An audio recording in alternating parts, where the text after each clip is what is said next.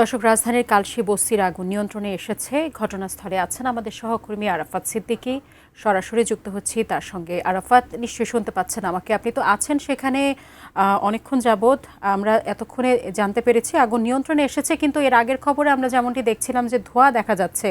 এই মুহূর্তে সেখানে কি অবস্থা দেখতে পাচ্ছেন, আমাদেরকে বিস্তারিত যদি জানান।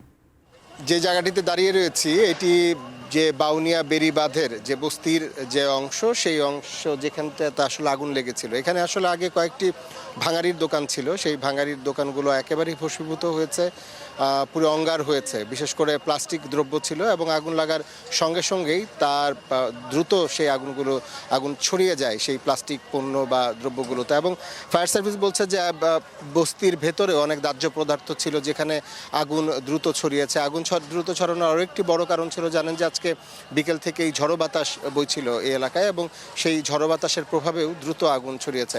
স্থানীয়রা বলছেন যে এটি হয়তো নাশকতা হতে পারে। কিছুদিন আগে এই এলাকায় জানেন যে রাজুকের সরকারি এই জমিতে রাজুকের উচ্ছেদ অভিযান চলছিল সেই গত বুধবার। তখনও স্থানীয়দের সঙ্গে সরকারি কর্মকর্তা পুলিশদের একটি ধাওয়া পাল্টা ধাওয়ার ঘটনা ঘটেছে এবং তারপর 21 তারিখ এসে রাজুকের পক্ষ থেকে এই জায়গা উচ্ছেদ অভিযান চালানো হয়।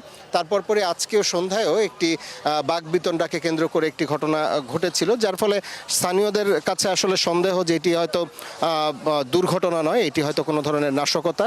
এই একই অভিযোগের সঙ্গে সুর মিলিয়েছেন এখানকার স্থানীয় বিএনপির যার নির্বাচনী এলাকা ছিল আমিনুল হক, তিনি যুব ক্রীড়া প্রতিমন্ত্রী। তিনি বলেছেন যে সরকারের পক্ষ থেকে তদন্ত করে দেখা হবে যে আসলে কোনো নাশকতা কিনা। এই বিষয়টি আসলে যাই হোক, এই বাউনিয়া যে বেড়িবাঁধ প্রায় 700 মিটারের মতো লম্বা, 550 থেকে 550 মিটার মতো প্রস্থর বিশাল একটি এলাকা এবং তার মধ্যে 200 বর্গ মিটারের মতো 200 বর্গ ফিটের মতো বাড়িঘর পুড়েছে। অর্থাৎ তার যে খুব বড় অংশ পুড়েছে তা কিন্তু নয়, তবে বড় ধরনের ক্ষতির মুখ থেকে বেঁচেছে এই অঞ্চলের মানুষ। এমনকি মিরপুর পল্লবীর যে সি ব্লক, সেই 11 নম্বরের সি ব্লকও কিন্তু ক্ষতিগ্রস্ত হতে পারত যদি এই আগুন আরেকটু বাড়তো।